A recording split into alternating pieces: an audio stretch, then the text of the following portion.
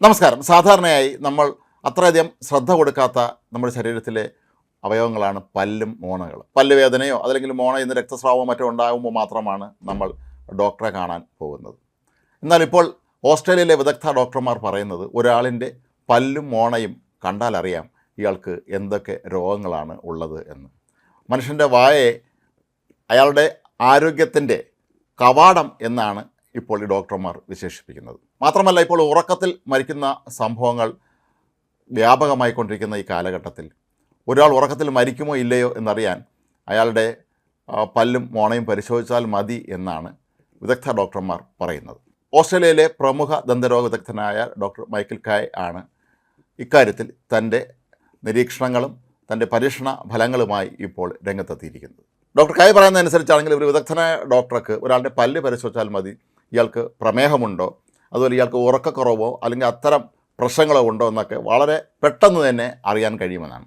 പ്രമേഹമുള്ളവർക്കോ അതല്ലെങ്കിൽ ഭാവിയിൽ പ്രമേഹം വരാൻ സാധ്യതയുള്ള ആളുകൾക്കൊക്കെ തന്നെ പല്ലിനും മോണയ്ക്കും സാരമായ പ്രശ്നങ്ങൾ ഉണ്ടായിരിക്കും എന്നാണ് ഡോക്ടർ കായ് പറയുന്നത്. പക്ഷേ നമ്മൾ പലപ്പോഴും ഇത് ശ്രദ്ധിക്കാറില്ല എന്നുള്ളതാണ് ഏറ്റവും പ്രധാനപ്പെട്ട കാര്യം. രക്തത്തിലെ പഞ്ചസാരയുടെ അളവ് അസന്തുലിതമാകുന്നത് മോണയുടെ ആരോഗ്യത്തെ ദോഷകരമായി ബാധിക്കുമെന്നും മോണയിലെ വീക്കം, സംവേദനക്ഷമത, രക്തസ്രാവം എന്നിവ ഇതിൻ്റെ അടയാളങ്ങളാണെന്നുമാണ് ഡോക്ടർ കായ് വിശദീകരിക്കുന്നത്. തൻ്റെ അടുത്തെത്തുന്ന ഏതെങ്കിലും ഒരു രോഗിക്ക് മോണയിൽ നിന്ന് രക്തസ്രാവമോ അല്ലെങ്കിൽ മോണയിൽ വീക്കമോ ഒക്കെ ഉണ്ടായാൽ അടിയന്തരമായി തന്നെ താൻ അപ്പോൾ അവരെ ഒരു പ്രമേഹ രോഗ വിദഗ്ധൻ്റെ അടുത്തേക്ക് അയക്കും എന്നാണ് ഡോക്ടർ കായ് പറയുന്നത്. കാരണം പ്രമേഹവും ഈ പല്ലിൻ്റെ ആരോഗ്യവുമായി വളരെ അടുത്ത് ബന്ധമാണുള്ളത്. മാത്രമല്ല, നമ്മൾ കഴിക്കുന്ന ഭക്ഷണവും ഇതിലൊരു വളരെ പ്രധാനപ്പെട്ട ഘടകമാണ്.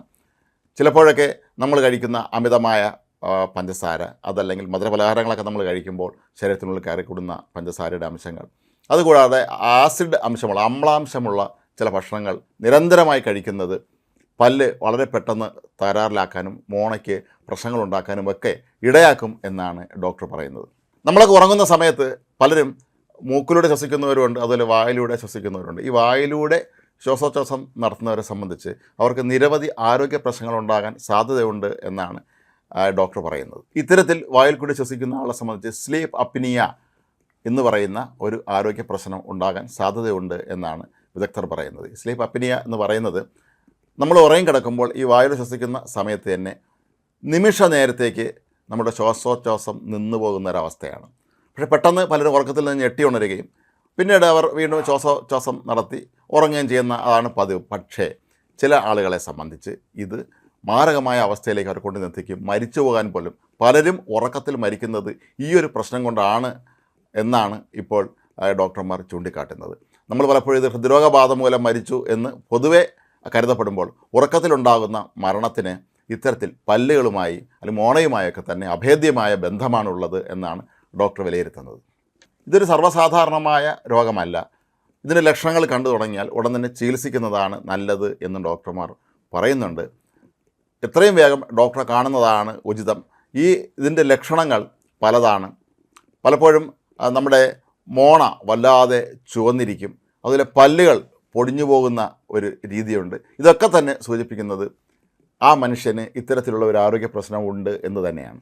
റെഡ് വൈൻ കഴിക്കുന്നവരുടെയും കോഫി സ്ഥിരമായി കഴിക്കുന്നവരുടെയൊക്കെ തന്നെ, അത് പ്രത്യേകിച്ച് ബ്ലാക്ക് കോഫി കഴിക്കുന്നവരുടെയൊക്കെ തന്നെ പല്ലുകളിൽ ഇതുമായി ബന്ധപ്പെട്ട ചില അടയാളങ്ങൾ കാണപ്പെടാറുണ്ട്. ഇതൊക്കെ തന്നെ ഭാവിയിൽ അവരുടെ ദന്താരോഗ്യം മോശമാകും എന്നുള്ളതിൻ്റെ സൂചനയായിട്ട് വേണം ഇതൊക്കെ തന്നെ കണക്കാക്കാൻ എന്നാണ് ഡോക്ടർ കായുടെ അഭിപ്രായം.